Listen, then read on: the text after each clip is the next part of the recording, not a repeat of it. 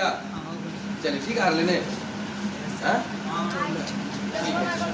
चलिए देखो बाबू मतलब हम लोग यानी फोटो इलेक्ट्रिक इफेक्ट पढ़े हैं, वो निरोधी विभव तक हम लोग कर लिए थे ना। अगला जो आपका टॉपिक है उसको हम पढ़ेंगे देहली आवृत्ति। क्या पढ़ेंगे बाबू? हेडिंग दीजिए देहली आवृत्ति। देहली आवृत्ति या इसी को अंतक आवृत्ति भी कहते हैं। अंतक आवृत्ति हेडिंग दीजिए साहब threshold frequency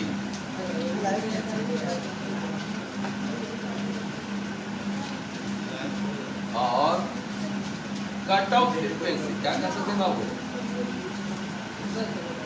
cut off frequency.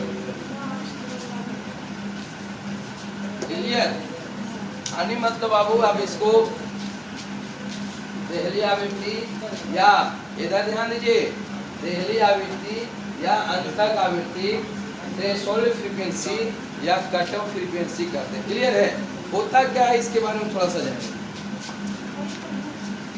Delhi आवृत्ति के बारे में आने ज्यादा हम लोग कट ऑफ फ्रीक्वेंसी या थ्रेशोल्ड फ्रीक्वेंसी इंग्लिश से बहुत ज्यादा प्रयोग करते हैं बाबू।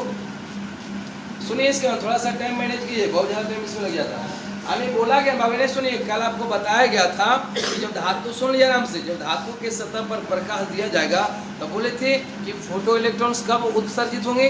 जब उसको एक न्यूनतम आवृत्ति से कम एक न्यूनतम आवृत्ति होगी, उससे अधिक आवृत्ति जब दीजिएगा तभी कोई भी वस्तु धातु के सतह से इलेक्ट्रॉन का उत्सर्जन हो सकता है। कल बताए थे कि मान लीजिए जरा सोलर प्लेट है,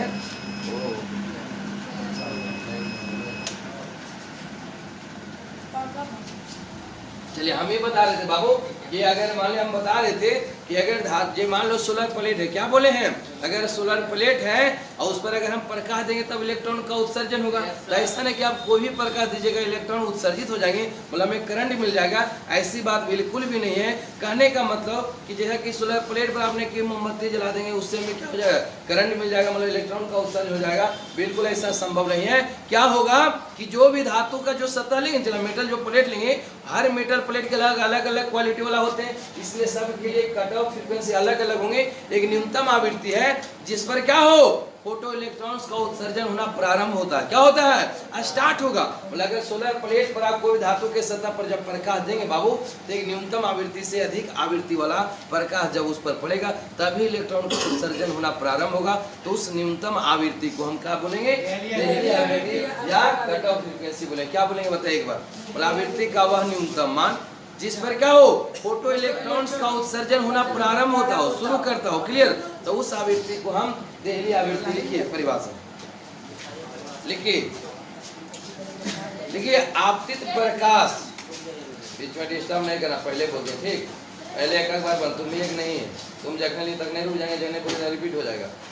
देखिए कहाँ दे अभी दिया मेरी, लिखिए प्रकाश की आवृत्ति का वह न्यूनतम मान, आपतित प्रकाश की आवृत्ति का वह न्यूनतम मान, आपतित प्रकाश की आवृत्ति का वह न्यूनतम मान, आपतित प्रकाश की आवृत्ति का वह न्यूनतम मान, आपतित प्रकाश की आवृत्ति का वह न्यूनतम मान।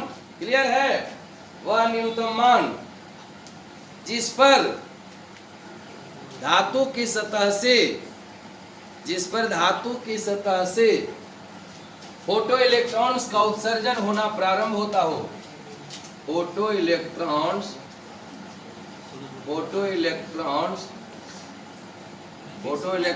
का उत्सर्जन होना प्रारंभ होता हो।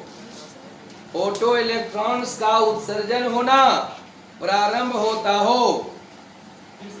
फोटो तुम्हारा बैच माँ खत्म बैच, समझ में आया है? अच्छा लेट उसका भाग ले यार। फोटो इलेक्ट्रॉन, अच्छा एक तो मान लो बहुत कल भी हम बहुत कम पढ़ा, टॉपिक निकाल पाए। फोटो इलेक्ट्रॉन्स का उत्सर्जन होना प्रारंभ होता हो। फोटो इलेक्ट्रॉन्स का उत्सर्जन होना प्रारंभ होता हो, कॉमा देहली आवृत्ति या अंतक आवृत्ति कहते हैं। बताओ साहब 15-20 मिनट रुके होकर बावजूद भी लेट हो रहा, कौन उपाय है?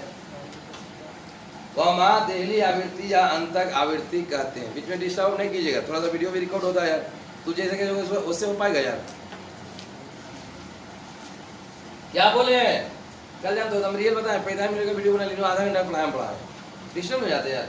एक बार सुनिए आराम से। क्या बोले चला? बताया गया चला अपतित प्रकाश की आवृत्ति का वह न्यूनतम मान जिस पर धातु के सतह से फोटो इलेक्ट्रॉन्स का उत्सर्जन होना प्रारंभ होता हो, कौमा क्या कहलागा? देहली आवृत्ति कहते हैं, कहलाते हैं। क्लियर है? इसे न्यू नोट द्वारा, इसे न्यू नोट द्वारा सूचित किया जाता है, इसे न्यू नोट द्वारा सूचित किया जाता है, इसे न्यू नोट द्वारा सूचित किया जाता है, इसे न्यू नोट द्वारा सूचित किया जाता है। देखिए यहाँ पर ग्राफ थोड़ा सा, ग्राफ देखेंगे बाबू, टॉपिक पढ़ाते हैं बहुत कम टॉपिक निकल पाते हैं, डिस्टर्ब हो जाता है। आवाज नहीं आ रहा था वीडियो में, अब बाद में बोलिए, ठीक? यहाँ तक हो गया है। हम बात किए जला कि हमारे पास हम क्या लेंगे, बोलिए आवृत्ति का एक न्यूनतम मान होगा, तो इस पर आवृत्ति मान लेते, क्या बोलिए फ्रीक्वेंसी, जिस पर समझना उस पर नहीं ध्यान देंगे। आवृत्ति, आवृत्ति को न्यू फ्रीक्वेंसी, इसको न्यू से सूचित करते हैं। इधर काइनेटिक एनर्जी होगा, क्या होगा बोलिए? काइनेटिक एनर्जी के मैक्स हो जाएगा। क्लियर? अब क्या होगा बाबू, इन्हें सुनिए, यहाँ आवृत्ति मानो 0 है, आवृत्ति जो थे यहाँ 80 से पहले समझ लिया, अगर बाद में तब बोला, ठीक? बकर बकर नहीं चाहिए नहीं बोला, स्टार्ट फिर से, तो फिर कर देंगे हम शुरू। यहाँ सुनिए आराम से, एक बार में क्यों नहीं समझते, सब समझ देगा आदमी, क्यों नहीं समझते? हम ध्यान दीजिए, यहाँ से आवृत्ति हम बढ़ाना शुरू करेंगे। चला 0 आवृत्ति मान लो, तो आवृत्ति बढ़ाएंगे, हल्का आवृत्ति लगा देंगे, प्रकार नहीं करंट मतलब इलेक्ट्रॉन नहीं निकलेगा, काइनेटिक नहीं मतलब इलेक्ट्रॉन में गति नहीं होगी। क्या होगा चला, आवृत्ति बढ़ाते बढ़ाते एक न्यूनतम आवृत्ति होगा चला, ताकि होकर आवृत्ति के बाद ही इलेक्ट्रॉन का निकलना प्रारंभ होगा। क्लियर है? तो उसी न्यूनतम आवृत्ति को हम क्या बोलेंगे? थ्रेशोल्ड फ्रीक्वेंसी कहेंगे, इसे हम न्यू नॉट से सूचित करेंगे। क्लियर?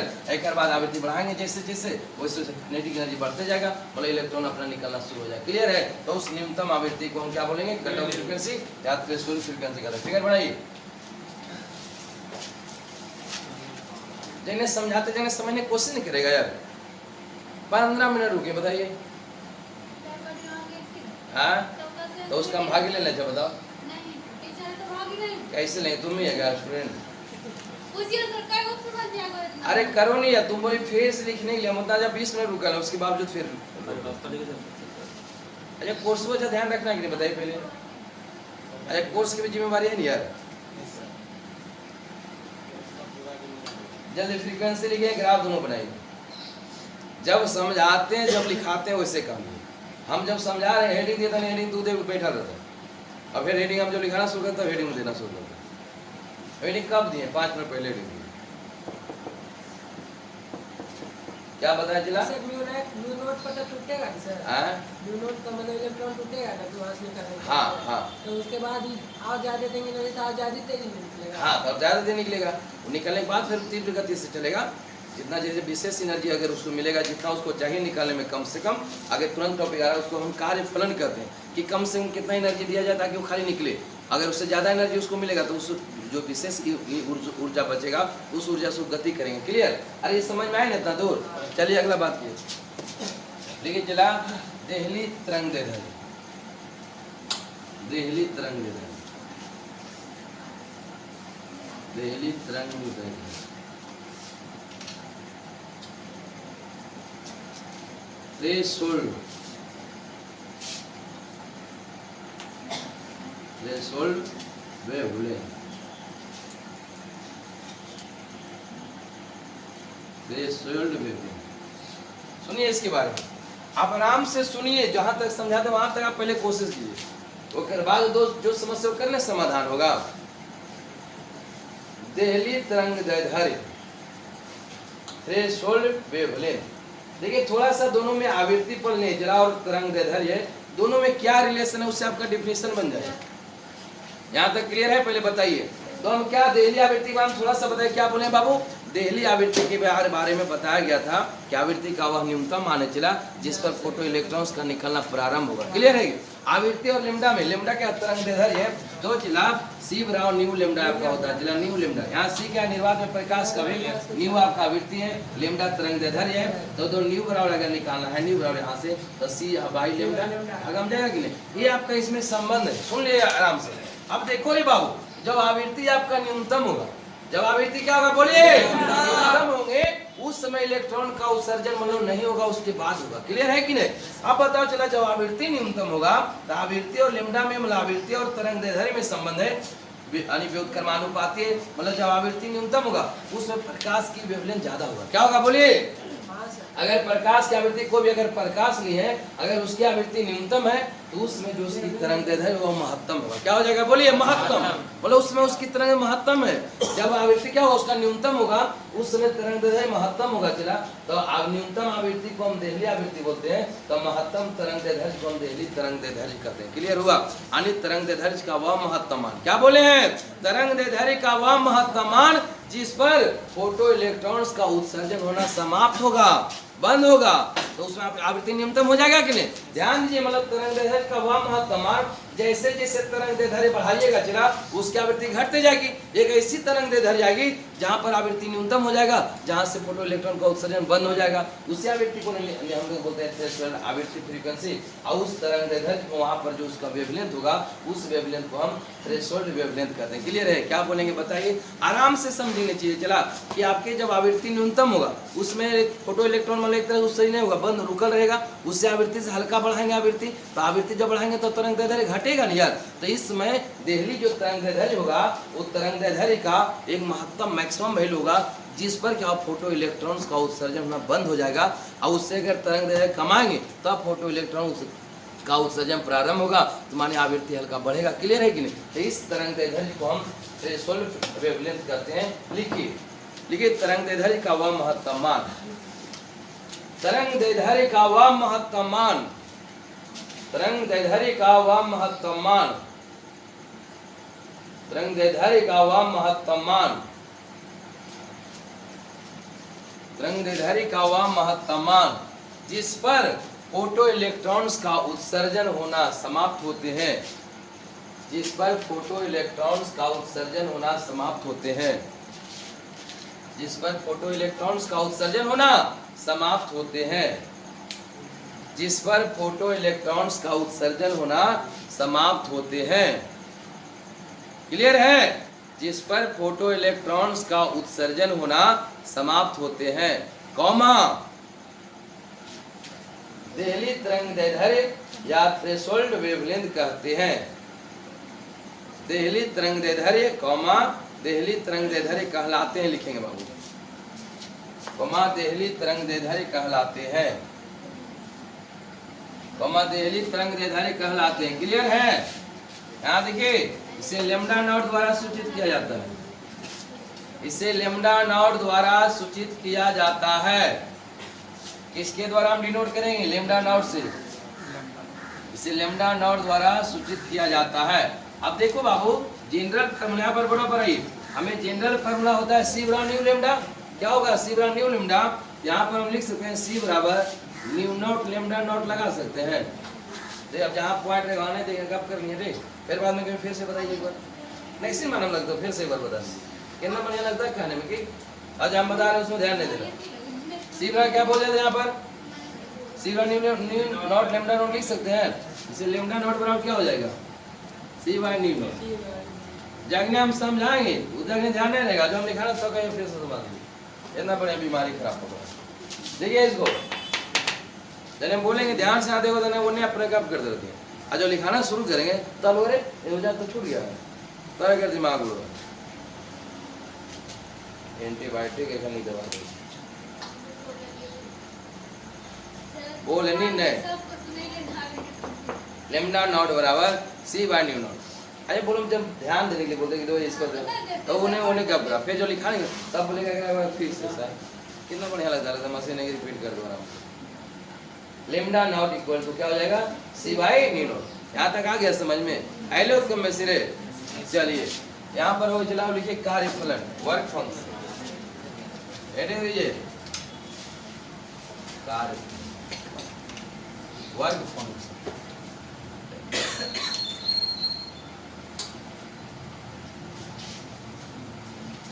वर्क फंक्शन कार्यफलन, वर्क फंक्शन कार्यफलन। क्लियर हो गया यहाँ तक? ये कार्यफलन होता क्या है? जैसे आप लोग बोल रहे थे, चलो अभी जस्ट एक अभी नहीं पूछा चलो हम कि सर कैसे क्या होगा, यहाँ पर ध्यान दें, इससे क्लियर हो जाएगा। तो ये बढ़िया जो पॉइंट, इसको अभी भी कार्यफलन के अमल कर सकते। वर्क फंक्शन कार्यफलन, देखो क्या होगा, थोड़ा समझ लीजिए चला। कार्यफलन कहते क्यों, इसके बारे में आप समझ ले, बार बार कार्यफलन लिखना पड़ेगा। हम बोले चला कि जब धातु के सतह पर प्रकाश पड़ेगा, क्या बोले हैं, जब प्रकाश पड़ता है चला तब फोटो इलेक्ट्रॉन्स का उत्सर्जन होगा, मतलब उससे फोटो इलेक्ट्रॉन निकलेगा, यानी इलेक्ट्रॉन निकलेगा, उसी इलेक्ट्रॉन को हम फोटो इलेक्ट्रॉन कहते हैं। कि अब क्या होगा बाबू कि हमारे पास क्या होगा कि थोड़ा ध्यान दीजिएगा कि जब उस पर प्रकाश पड़ेगा, जैसे सोलर प्लेट पर जब प्रकाश पड़ता है तो कैसे काम होगा, तो सूर्य का जो प्रकाश, तो सूर्य के प्रकाश में क्या ऊर्जा है, प्रकाश ऊर्जा है। वो सूर्य का प्रकाश है, प्रकाश ऊर्जा, वो जो धातु के में उपस्थित इलेक्ट्रॉन्स होते हैं उसको ऊर्जा वो ले लेता है, इलेक्ट्रॉन ऊर्जा ले लिया, समझ में आया, यानी प्रकाश दे दिया, बात बराबर है। इलेक्ट्रॉन उस ऊर्जा को ले लिया, प्रकाश ऊर्जा को। इलेक्ट्रॉन क्या करता है चला, उस ऊर्जा का कुछ भाग, वो जितना ऊर्जा मिला उसका कुछ हिस्सा कार्यफलन के रूप में खर्च करता है। कार्यफलन होता क्या चला, इलेक्ट्रॉन को अंदर से मात्र धातु के सतह पर बाहर निकलने में जितना ऊर्जा खर्च हो, क्या हो, जितना ऊर्जा व्यय होगा अंदर से मात्र सतह के ऊपर आने में, मतलब अंदर से मात्र बाहर निकलने में जितनी ऊर्जा हमें खर्च होगी, वो जितना ऊर्जा उसका व्यय होगा, जितना ऊर्जा खत्म होगा, उस ऊर्जा को हम कहते हैं कार्यफलन। क्लियर है कि नहीं,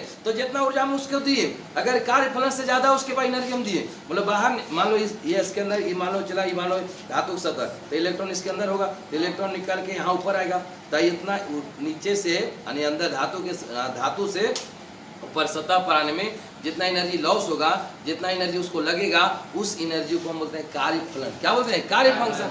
अगर उससे ज्यादा उसको एनर्जी अगर मिला होगा तो बाकी जो एनर्जी बचेगा चला, उस ऊर्जा से, उस एनर्जी से वो गति करेगा, क्या करेगा, गति करेगा, यानी गति ऊर्जा के रूप में उसको खर्च होगा। क्लियर, तो कार्यफलन क्या है कि हम सीधे बोलेंगे चला, धातु के सतह से, यानी सॉरी धातु से इलेक्ट्रॉन को मात्र बाहर निकालने में, क्या भाई, मात्र बाहर निकालने में, मतलब सतह पर से आने में जितनी ऊर्जा व्यय होगा, जितनी ऊर्जा खर्च होगा, उसी ऊर्जा को बोलते हैं कार्यफलन। क्या बोलेंगे, कार्य फंक्शन। क्लियर है, लिखिए चला, कार्यफलन के बाद बोलेंगे चला। देखिए, किसी धातु से इलेक्ट्रॉन को, किसी धातु से फोटो इलेक्ट्रॉन्स कर दीजिए, किसी धातु से फोटो इलेक्ट्रॉन्स को, किसी धातु से फोटो इलेक्ट्रॉन्स को मात्र बाहर निकालने में, किसी धातु से फोटो इलेक्ट्रॉन्स को मात्र बाहर निकालने में, मात्र बाहर निकालने में जितनी ऊर्जा व्यय होती है, मात्र बाहर निकालने में जितनी ऊर्जा व्यय होती है, जितनी ऊर्जा व्यय होती है, व्यय मतलब खर्च होना, जितनी ऊर्जा व्यय होती है उसे कार्यफलन कहते हैं, उसे कार्यफलन कहते हैं, उसे कार्यफलन कहते हैं। इसे फाई नॉट द्वारा, इसे फाई नॉट द्वारा सूचित किया जाता है। किसके द्वारा हम डिनोट करेंगे, फाई नॉट से, इसे फाई नॉट द्वारा सूचित किया जाता है, इसे फाई नॉट द्वारा सूचित किया जाता है।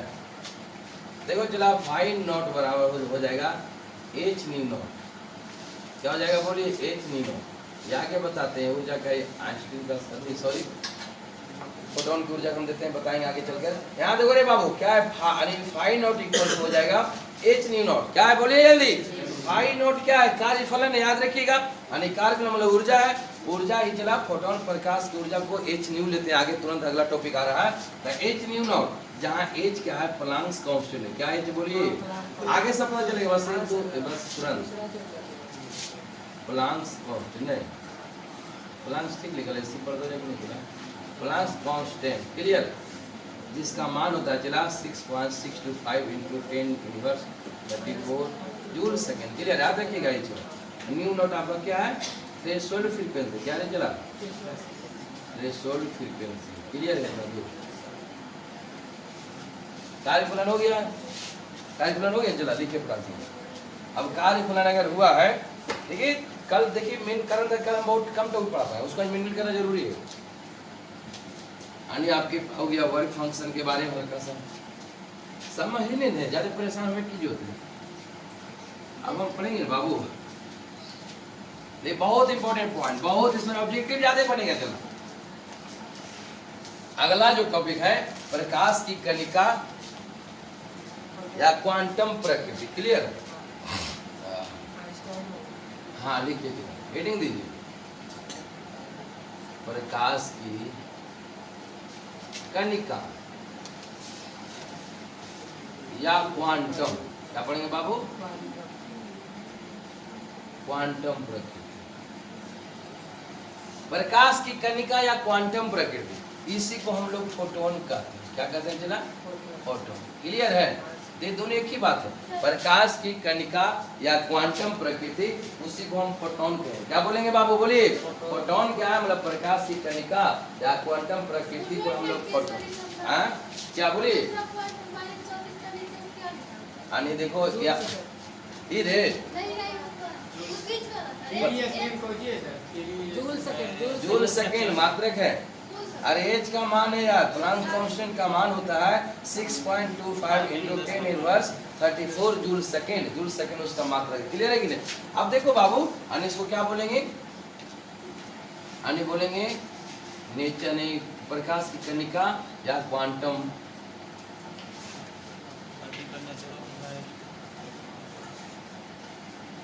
कॉर्पस्कुलर है, कॉर्पस्कुलर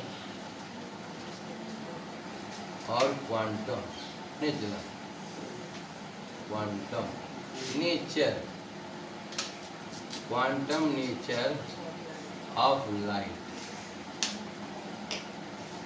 और इसी को हम बोलते हैं फोटोन। क्या कहेंगे बाबू? अन्य इतना है ना कि अगर आप अस्थिर से सुनिएगा ना तो कोई ज़्यादा परेशानी होने की जरूरत नहीं है, ज़्यादा बिल्कुल डिस्टर्ब नहीं हो जाएगा। लेकिन जैसे जैसे हम लोग आराम आराम से ले जा रहे हैं उसी से चलिए, तब नहीं हम ले जाएंगे इधर, तीन लोग जाएंगे इधर, हम हेडिंग देंगे, तीन लोग हेडिंग सुनेगा, हम देंगे लिख देंगे, बैठल रहते हम देंगे बोल रहे निकल शुरू करेंगे। चलिए, कॉर्पस्कुलर या क्वांटम नेचर और क्वांटम नेचर ऑफ लाइट, इसी को हम क्या बोलते हैं? फोटोन। बहुत यानी इंपॉर्टेंट है, इसका गुण लिखाना मेन बहुत बढ़िया है। चलिए बारे बहुत इंपॉर्टेंट पॉइंट है, बहुत ज़्यादा, इससे बहुत सारा ऑब्जेक्टिव्स बनेगा। बहुत लाइफ में कभी भी जनरल में भी जाएगा तो इससे क्वेश्चन आ जाता है कि क्वांटम पर कौन सा आवेश होता है, क्वांटम क्या है, समझ में आया कि नहीं? तो थोड़ा सा इसके बारे में मस्ती से पढ़ेंगे, ठीक? क्या लिखे? हेडिंग पड़ गया सबका? अरे हेडिंग दे दिए, बोलिए। अब जब समझाएंगे उसमें बिना मतलब के कोई डिस्टर्ब नहीं कीजिएगा, ठीक? कहने का मतलब हुआ कि हमें प्रकाश जो क्या बताया चला, सुन आराम आराम से। आने बोला कि बाबू कि हमारा जो प्रकाश मिला है, कोई भी प्रकाश हो, सूरज का प्रकाश हो, नहीं प्रकाश का तो सबसे बड़ा स्रोत सूरज का नहीं बाबू। आई मैंने सूरज का प्रकाश सबसे बड़ा हमारे प्रकाश का स्रोत अवेलेबल है। कहने का मतलब बाबू बताया गया है, पता किया गया है, ऐसा देखा गया है कि हमारा प्रकाश जो होता है जिला ऊर्जा का पैकेट के रूप में चलता है। किसके रूप में? अगर प्रकाश आ रहा है तो उसमें एनर्जी का बंडल बना होता है, मतलब कणिका, मतलब कण के रूप में, मतलब ढेर सारा छोटे छोटे कण होते हैं और कण के अंदर ऊर्जा भरा हुआ है। क्या बोले हैं कि हमारा प्रकाश जो आ रहा है चला वो एनर्जी का पैकेट होता है। किसका एनर्जी पैकेट? मतलब क्या होता है कि एक बंडल में ढेर सारा बिस्कुट का पैकेट लेते हैं, बिस्किट का पैकेट, तब पैकेट में लेगा एक बिस्किट होगा, अरे 4-5 बिस्किट तो पैकेट बनाता है। कोई भी पैकेट मतलब क्या होता है? बंडल। बंडल का मतलब 10 अगर मार्कर एक में रख देंगे तो बंडल बन जाएगा, एक मार्कर बंडल कहलाएगा, उसमें ढेर सारा रहेगा। तो हमारे पास जो प्रकाश है चला वो कण के रूप में अगर गति कर रहा है तो हर कण जो होगा उसके अंदर एनर्जी भरा रहता है। क्या रहता है? एनर्जी भरा हुआ रहता है, यानी उसको ऊर्जा का हम पैकेट बोले या ऊर्जा का हम बंडल का समय। क्लियर है? और ऊर्जा का जो बंडल होगा, जो प्रकाश गति करते हैं किसके रूप में? ऊर्जा के बंडलों के रूप में गति करते हैं, उसको हम कहते हैं फोटोन। क्या उसको कहेंगे? बोलिए। फोटोन। जो हमारा प्रकाश जा रहा है चला वो ढेर सारा कण के रूप में जा रहा है और कण के अंदर क्या भरा हुआ है? बोलिए एनर्जी, यानी एनर्जी के फॉर्म में ऊर्जा का पैकेट है, उसी को हम लोग कहते हैं फोटोन। क्या उसको कहेंगे? बोलिए। यदि फोटोन क्या है? फोटोन ऊर्जा का एक पैकेट होता है। क्या होता है? बोलिए। फोटोन जो है जहाँ पर ध्यान देना वहाँ पर ध्यान दें, फोटोन हमारा है ऊर्जा का पैकेट है या ऊर्जा का हम बंडल कर सकते हैं। क्लियर? हमारा प्रकाश जो होता है चला वो फोटोन, ढेर सारा उससे फोटोन निकल रहा है। क्लियर है? अगर लाइट कहीं से भी आ रहा है तो ढेर सारा फोटोन है, मतलब ऊर्जा का पैकेट सब जा रहा है। क्लियर है? और उसी ऊर्जा के पैकेट को हम फोटोन कहें तो ऊर्जा का पैकेट बोलिए। आप फोटोन कहेंगे, फोटोन क्या है? तो ऊर्जा का पैकेट है या ऊर्जा का क्या? बंडल है। अब प्रकाश क्या है? तो बहुत सारा फोटोन से निकल रहा है, प्रकाश निकल, मतलब उससे क्या निकल रहा है? फोटोन, यानी हमें एनर्जी उससे निकल रहा है। क्लियर है कि नहीं? हमारा प्रकाश जो होता है चला वो छोटे छोटे ऊर्जा के पैकेट के रूप में गति करता है। किसके रूप में चलता है? छोटे छोटे। लिखिए प्रकाश कॉमा प्रकाश ऊर्जा के छोटे छोटे पैकेट के रूप में गति करते हैं। प्रकाश ऊर्जा के छोटे छोटे पैकेट के रूप में गति करते हैं। प्रकाश ऊर्जा के छोटे छोटे पैकेट के रूप में गति करते हैं। प्रकाश ऊर्जा के छोटे छोटे पैकेट के रूप में गति करते हैं। जिसे फोटोन कहते हैं। क्या उसको कहेंगे भाई? जिसे फोटोन कहते हैं। यहाँ तक क्लियर हो रहा है? जिसे फोटोन कहते हैं, जिसे फोटोन कहते हैं। अरे होले बोलो ना यार, ये हम फोटोन कहेंगे। पैराग्राफ चेंज करके लिखिए। अन्य आपसे बोले फोटोन क्या है, क्या है बताओ तुम्हें? ऊर्जा का पैकेट। दे जब हम क्या कहें, जब बोलेंगे ना क्या, तब थू नहीं लगेगा। हम अगर बोलते हैं, कोई पूछेगा फोटोन क्या है, क्या बोलेंगे आप लोग? ऊर्जा का पैकेट है। याद रहेगा भाई, फोटोन क्या है? ऊर्जा का पैकेट है। हाँ तो ऊर्जा का बंडल है। बात क्या भरा नहीं कहें, मतलब ऊर्जा उसमें भरा होता है। क्लियर? पैराग्राफ चेंज कर लिखिए। लिखिए अर्थात फोटोन, अर्थात फोटोन ऊर्जा का पैकेट या बंडल होती है। कितना बढ़िया छोटा छोटा पॉइंट है। फोटोन ऊर्जा का पैकेट या बंडल होते हैं। फोटोन ऊर्जा का पैकेट या बंडल होते हैं। फोटोन ऊर्जा का पैकेट या बंडल होते हैं। पुनः पैराग्राफ चेंज कीजिए। फोटोन की ऊर्जा, पैराग्राफ चेंज करके लिखिए। फोटोन की ऊर्जा प्रकाश की आवृत्ति के समानुपाती होते हैं। फोटोन की ऊर्जा प्रकाश की आवृत्ति के समानुपाती होते हैं। फोटोन की ऊर्जा प्रकाश की आवृत्ति के समानुपाती होते हैं। फोटोन की ऊर्जा प्रकाश की आवृत्ति के समानुपाती होते हैं। 4 बार बोलते हैं, अगर बावजूद समझ गया। फोटोन की ऊर्जा प्रकाश, एक मतलब क्या हुआ? तो अन्य ये बोलिए इसका मतलब क्या हुआ? मतलब फोटोन की ऊर्जा होता है प्रकाश की आवृत्ति के समानुपाती। मतलब कहने मतलब चला, आवृत्ति जिस प्रकाश की आवृत्ति ज्यादा होगी उसमें फोटोन की ऊर्जा ज्यादा होगा, नहीं उसमें एनर्जी ज्यादा होगी। क्लियर है कि नहीं? यहाँ तक क्लियर हो गया? चला अब आने कहने का मतलब, तब फोटोन की जो ऊर्जा होगी वो क्या बोला, किसकी आवृत्ति समानुपाती होती है? तब फोटोन की ऊर्जा को हम ई लेते हैं। क्या लें बोले? इसे एनर्जी। इस समानुपाती किसका होगा? डायरेक्टली प्रोपोर्शनल का सिंबल है, सिंबल हुआ मतलब ई समानुपाती आवृत्ति को हम लोग न्यू लेते हैं। बहुत लोग एफ लेते हैं, कोई अंतर नहीं, इससे फ्रीक्वेंसी होता है। हम लोग न्यू ले रहे हैं। क्या ले रहे हैं बोलिए यहाँ पर? यानी ई है, ई से क्या हुआ? एनर्जी। एनर्जी है जो डायरेक्टली प्रोपोर्शनल है फ्रीक्वेंसी का। क्लियर? अब देखो जला ई इक्वल टू, अगर हम समानुपाती के जगह पर इक्वालिटी मतलब बराबर का अगर हम चिन्ह देना चाहेंगे तो एक कांस्टेंट आता है कि नहीं? H Planck's constant. अभी नहीं बताए, जहाँ एच हमारा प्लांक्स कांस्टेंट है तो एच ई न्यू हो जाएगा। क्या हो जाएगा बाबू? H new. यानी ई बराबर हमारा बेसिक फार्मूला हो गया है प्रकाश की ऊर्जा बराबर या फोटोन की ऊर्जा के। बात बराबर? प्रकाश की ऊर्जा, फोटोन की ऊर्जा। प्रकाश क्या था? फोटोन है, फोटोन है ना भरल है यार, फोटोन का पैकेट बना जा रहा है। तो कहने मतलब प्रकाश की ऊर्जा या तो कहे फोटोन की ऊर्जा E equal to H nu. H जहाँ क्या है? Planck's constant. बताएं कि पता चल जाएगा कुछ देरी में। जहाँ एच क्या बाबू? जहाँ एच याद रखिए, एच समानुपाती नियतांक है। क्या है बाबू? समानुपाती नहीं आया है, समानुपाती नियतांक है जिसे प्लांक्स कांस्टेंट कहते हैं। क्या कहते हैं चला? प्लांक नियतांक कहते हैं। नियतांक नहीं चला, अंग्रेजी में प्लांक्स कांस्टेंट है। प्लांक्स कांस्टेंट इसे क्या कहते हैं बोलिए? प्लांक्स कांस्टेंट कहते हैं। इसका जो वैल्यू होगा बाबू याद रखिएगा 6.625। केमिस्ट्री में तो बहुत ज्यादा इसका ज्यादा यार। 6.625 इंटू 10 इनवर्स 34 जूल सेकेंड। मात्रक याद रखिएगा कि भाई प्लांक कांस्टेंट का मात्रक क्या होता है? तो जूल सेकेंड। अगर इसका विमेय शुद्ध बोल देगा प्लांक कांस्टेंट का तो जूल सेकेंड मतलब कार्य का समय का हो जाएगा। क्लियर है ना भाई? यानी इसका वैल्यू के साथ साथ मात्रक भी याद रखिएगा। अब मात्रक अगर याद है तो हम विमेय शुद्ध भी याद कर सकते हैं। क्लियर? कीजिए फटाक से यहाँ पर। लाइट कटा हुआ इन्वर्टर पर काम हो रहा है, वही ना कौन सा न्यू क्या है? आवृत्ति है। क्लियर हो जाते? लिख लो न्यू सब बार हल्का लिख लीजिए। ई क्या चला? फोटोन की ऊर्जा। ई क्या है बाबू? फोटोन या प्रकाश की ऊर्जा बोलिए? फोटोन की ऊर्जा। न्यू क्या है? फ्रीक्वेंसी, आवृत्ति। आवृत्ति यानी फ्रीक्वेंसी ना इन होगा बाबू। हाँ लाइट कटा हुआ कि जिससे कोचिंग यहाँ पर गड़बड़ है। चलिए यहाँ तक कीजिए। ये फोटोन की ऊर्जा निकल गया है कि नहीं? बोलो यहाँ तक। सही यहाँ तक नहीं है। यानी फोटोन की एनर्जी निकला है या हम प्रकाश की ऊर्जा बोले, बात बराबर है, ज़्यादा कोई दोनों बात है कि प्रकाश का मतलब उसके अंदर फोटोन है, और फोटोन की ऊर्जा प्रकाश की ऊर्जा कहला गया है। नहीं जना लो, अच्छा ठीक, चलिए कीजिए। अब्दुल लेने के में था दे घर में, अच्छा कहीं ना तो रहें डिलिया फ्री होते रहे।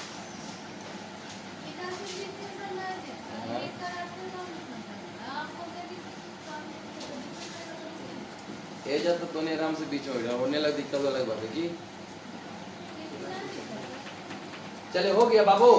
फोटोन का गुण लिखना जल्दी कीजिए, बहुत इंपॉर्टेंट पॉइंट है, फोटोन का गुण बताना है। 6-7 गो पॉइंट्स आएगा, ऑब्जेक्टिव से बनेगा। फोटोन का गुण मिटा दिए, फोटोन का गुण पढ़ो, यानी फोटोन का गुण लिखते चला हेडिंग, बाद में मिटाते हैं।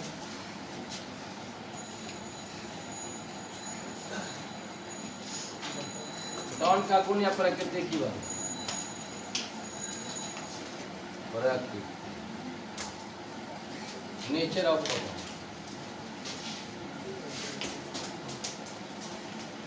नेचर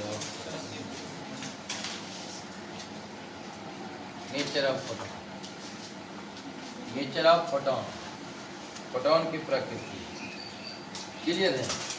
चलिए फोटोन के हम देखिए, इस पर ऑब्जेक्टिव बहुत बढ़िया बनता है, बहुत जबरदस्त में 2-4 गो क्वेश्चन बनेगा, इसलिए ध्यान रखिए इसको। हम 6-7 गो पॉइंट लिखाएंगे, 6-7 इसका गुण बताएंगे, ठीक। अब बारी बारी से देखिए समझ में आ जाएगा, एक अस्थिर से केवल सुनना है।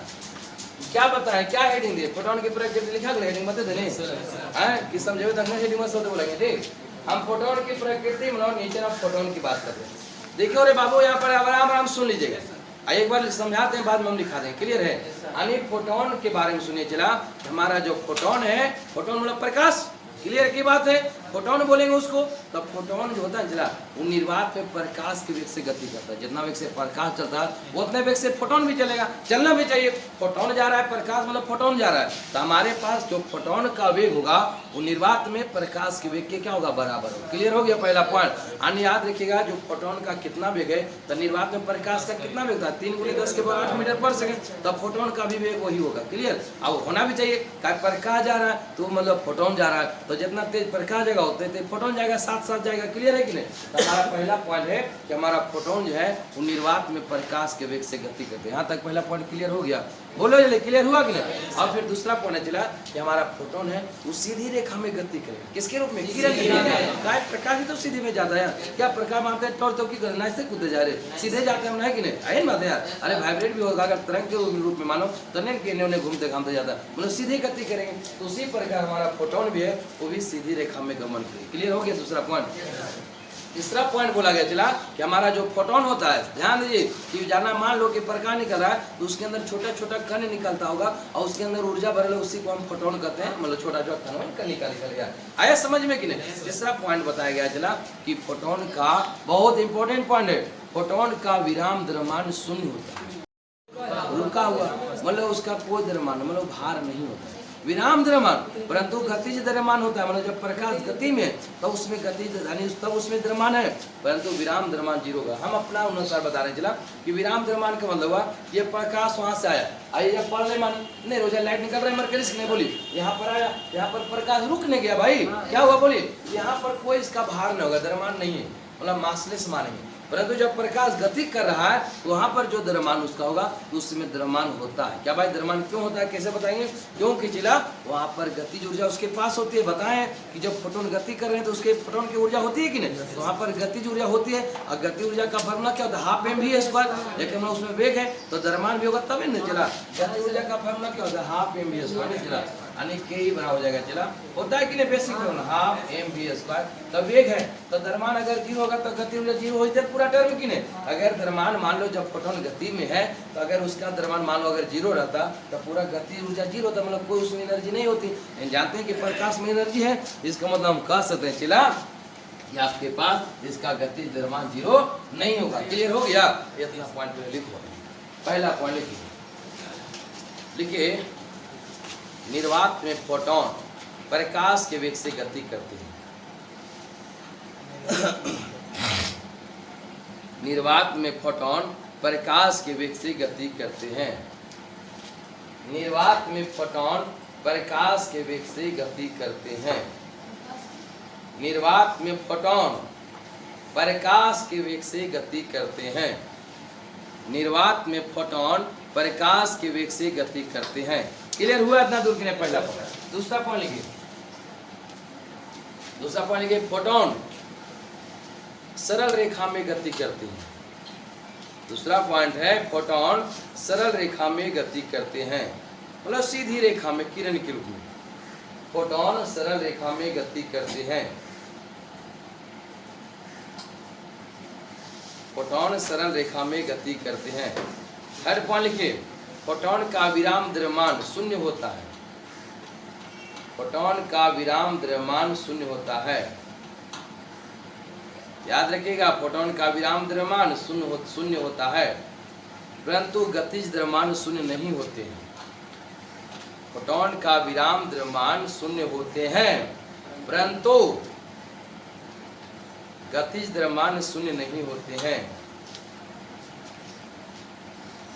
परंतु गतिज द्रव्यमान शून्य नहीं होते हैं। क्लियर हुआ? परंतु गतिज द्रव्यमान शून्य नहीं होते। पैराग्राफ चेंज करके लिखिए इसी में। यदि फोटोन का गतिज द्रव्यमान m हो, यदि फोटोन का गतिज द्रव्यमान m हो, यदि फोटोन का गतिज द्रव्यमान m हो, तो आइंस्टीन के द्रव्य ऊर्जा समीकरण से, यदि फोटोन का गतिज द्रव्यमान m हो, तो आइंस्टीन के द्रव्य ऊर्जा समीकरण से, 11th में एक फार्मूला आता है, तो आइंस्टीन के द्रव्य ऊर्जा समीकरण से, तो आइंस्टीन के द्रव्य ऊर्जा समीकरण से इसे इस प्रकार लिखा जा सकता है। तो आइंस्टीन के द्रव्य ऊर्जा समीकरण से इसे इस प्रकार लिखा जा सकता है। तो आइंस्टीन के द्रव्य ऊर्जा समीकरण से इसे इस प्रकार लिखा जा सकता है। देखो चला, आइंस्टीन का द्रव्य ऊर्जा समीकरण में 11th में भी प्रूव कर चुके हैं। अभी आप तो याद रखना पड़ेगा डायरेक्ट आइंस्टीन का द्रव्य ऊर्जा समीकरण चला। तो आइंस्टीन का द्रव्य, आइंस्टीन साहब बताए ना बाबू कि किसी द्रव्य को ऊर्जा में, आराम से पहले रुके बोले नहीं, तुम ये गिरे, हम बोले हैं कि आइंस्टीन साहब बताए हैं कि किसी भी द्रव्य को ऊर्जा में बदला जा सकता है, तथा ऊर्जा को द्रव्य में बदला जा सकता है। उसमें एक समीकरण दी है E = mc², है कि नहीं? पहले बीच में क्यों परेशान होते, फिर हम समझा रहे होते, कुछ जो सोच नहीं बोल रहे हम पहले बता दिए। नहीं हो सकता ऐसा कि नहीं, इसलिए थोड़ा समय रुक जाइए आराम से। यानी ईदों का हम बताया जा, ऐसा कुछ नहीं होगा चला जिसको हम क्लियर नहीं करेंगे। नहीं कहीं बोलेंगे कि 11th का यहाँ पर हम प्रूव करने लग जाएंगे। चला तो क्या होगा, आइंस्टीन साहब बताए ना बाबू कि अगर किसी भी ऊर्जा में होता है mc²। क्लियर है? m जहाँ चला द्रव्यमान है, गति द्रव्यमान है, c आपका निर्वात में प्रकाश का वेग है। ये ऊर्जा है, ऊर्जा नहीं, द्रव को ऊर्जा में कन्वर्ट किया जा सकता है। ये आइंस्टीन साहब समीकरण दिए हैं, 11th में हम लोग पढ़े हैं, प्रूफ भी वहाँ किए। क्लियर है कि नहीं? तो E बड़ा होता है mc²। तो यहाँ से m क्या है, गति द्रव्यमान है, E क्या है, फोटोन की ऊर्जा मान लो, C क्या है, निर्वात में प्रकाश का वेग, फोटोन का मान लो। यहाँ से m बराबर निकल जाएगा गति द्रव्यमान बराबर। चला क्या निकल, E/c²। यहाँ तक कोई समस्या, E/c²। और चला अच्छा, ये अभी E बराबर h न्यू जो लाइन हम लोग फार्मूला, अच्छा वहाँ का हल्का सा ध्यान दीजिए। E के बराबर h न्यू होता है कि नहीं बताइए? अभी ना प्रूव किए रे, कहाँ पर बताए? E यानी फोटोन की ऊर्जा बताए कि E बराबर क्या होता है, h न्यू। तो h न्यू/c², इसको भी लिख सकते हैं। और वहाँ पर एक स्टेप थोड़ा छोड़ दिए, चला एक लाइन याद रखिए, वहाँ पर जो फार्मूला लिखे ना थोड़ा सा उसमें सुधार कीजिए। तो यहाँ पर थोड़ा यानी हमें थोड़ा सा उसमें चला फोटोन की ऊर्जा पढ़ाए ना रे, फोटोन के कनिका नीचे में आ जाइए। E बराबर क्या, यहाँ थोड़ा सा मिस्टेक हो गया, E बराबर h न्यू ला के छोड़े थे। चला बोलिए जल्दी, यहाँ तक बोले, यहीं तक हम लोग छोड़ दिए। अगला स्टेप में क्या होता है चला, चूंकि आपका C बराबर न्यू लेमडा होता है, क्या होता है C बराबर न्यू लेमडा। यहाँ से चला न्यू बराबर C/λ हो जाएगा। न्यू बराबर क्या रख सकते हैं, C/λ।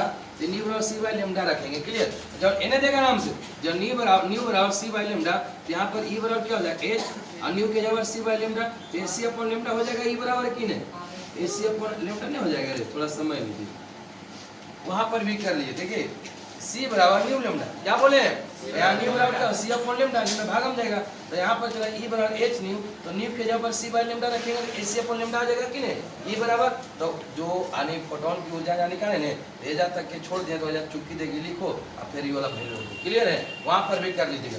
करने में बोलो हो जाएगा, हो जाएगा कि नहीं। यानी एजा ऐसे कर देना चला, कुछ नहीं करना है, आराम से जहाँ पर हो जाए ई लिखो, ई लिखिए इसके बाद ई बराबर दे दो एच सी अपॉन लेमडा, खत्म कहानी हो जाएगा। परेशान ज्यादा नहीं, उन्हीं को उतना दिमाग नहीं कि अपने रख में। यानी ई का मान यहाँ पर भी हम रख सकते हैं चला ए सी अपॉन लेमडा। तो नहीं दिक्कत होगी ना जरा एक लाइन यानी बदलने में कितना परेशानी हो रहा है। पूरा फिजिक्स को सेट रखना है।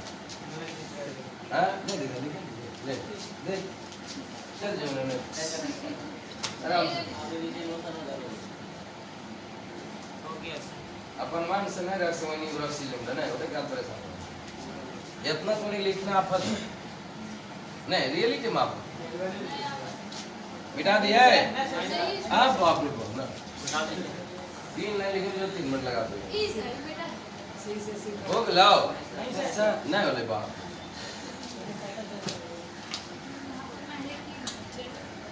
करेंगे ना 5 मिनट टाइम बचा जल्दी कीजिए। अच्छा बताओ 3 लाइन लिखे में 3 मिनट लगा रहा है यहाँ पर। अब ए सी तो सी कर जाएगा कि नहीं तो क्या होगा एच बाई लेमडा सी। यानी इन सब गतिज द्रव्यमान निकला। क्या निकला बाबू ये गतिज द्रव्यमान निकल गया। बोले यहाँ तक क्लियर है कि नहीं। एम का गतिज द्रव्यमान निकल गया ठीक है। अब चला कैमा पॉइंट का तीसरा पॉइंट नहीं लिखाया है। कैमा पॉइंट हो गए यहाँ तक कीजिए जल्दी फटाक से ना तीसरा पॉइंट आता कंप्लीट कीजिए 5 मिनट बचल है जल्दी कीजिए। धोनी बहुत शुक्रवार शनिवार रहते तो कम परेशान करे बहुत शुक्रवार है मतलब शुक्रवार है फोर्थ पॉइंट देखिए फोर्थ पॉइंट लिखे चला फोटोन का संवेग इस प्रकार दिया जाता है। जल्दी लिखे दाम फोटोन का संवेग इस प्रकार दिया जाता है। फोटोन का संवेग इस प्रकार दिया जाता है। संवेग बराबर को जाना है फॉर्मूला कुछ हल्का फल्का हाँ पी द्रव्यमान गुने वेग। अरे संवेग बराबर क्या होता है द्रव्यमान गुने वेग। तब फोटोन का संवेग जब फोटोन का द्रव्यमान गुने वेग करेंगे कि नहीं। चलिए देखिए थोड़ा देख लेना हमारा बहुत इंपॉर्टेंट ऑब्जेक्टिव बन रहा है इससे फॉर्मूला बनेगा। देखो क्या बोले फोटोन का संवेग इस प्रकार दिया जाता है तो संवेग बराबर होता है द्रव्यमान गुने वेग। क्या होता है बोले चला कुछ को तो लगता है कौन ध्यान द्रव्यमान गुने अब चला संवेग को पी लेते हैं। द्रव्यमान क्या है गति द्रव्यमान लेंगे एम वेग को क्या कहते हैं सी। अरे सी क्या निर्वात में प्रकाश का वेग है। अब चला यानी पी बराबर अब एम का मान ये सब रख दे कौनो अरे बोले भाई बोल भी रख दो सब रख दो मन पसंद रखे तो दो चला यहाँ पर एम नहीं है तो एम का मान क्या रखेंगे ई बाई सी स्क्वायर सी गुना होगा सी से क्या कट जाएगा यानी ई बाई सी है। हाँ ऐसा ही है कि नहीं यानी हो जाएगा यानी हो जाएगा पी बराबर आ गया ई बाई सी क्या गया चला ई बाई सी। यहाँ तक है वो भी काम चला ई अगर कहें ऑब्जेक्टिव वाले बन जाए आ ई का मान चला एच ई रख सकते हैं एच सी अपॉन लेमडा कहाँ गए रे हाँ एच सी अपॉन लेमडा क्यों नहीं गया। अच्छा एम के मान कहेंगे ई है ना चला तो ये कर देते हैं थोड़ा सा समझ लो पी बराबर क्या गया ई बटा सी ई का मान एच सी अपॉन लेमडा रख सकते हैं कि नहीं। हाँ अब देखिए आप ई का मान एच सी अपॉन लेमडा होता है बटा सी यानी क्या है चला बटा सी तो सी गुना में रहेगा कट जाएगा यानी पी बराबर हो जाएगा एच कई एक बार पूछा हुआ ठीक कई एक बार इसीलिए इसको यहाँ तक ला यानी कहेंगे जिसके रूप में आपको कन्वर्ट करना रहेगा आप कन्वर्ट कर सकते हैं। मतलब पी बराबर एच अपॉन लेमडा यानी कहने मतलब एच क्या है प्लांक्स कांस्टेंट है लेमडा फोटोन की तरंगदैर्घ्य पी क्या है उसका संवेग समझ में आता लेकिन समझ में बढ़िया बात नहीं समझ गए लोग कुछ की उधर अंदर से खुश है समझ नहीं खुश तो आज आप सेंट मतलब आम खा सके आज आज नाग पंचमी की कल है कल अब पैरोपा भी हो गए सब ने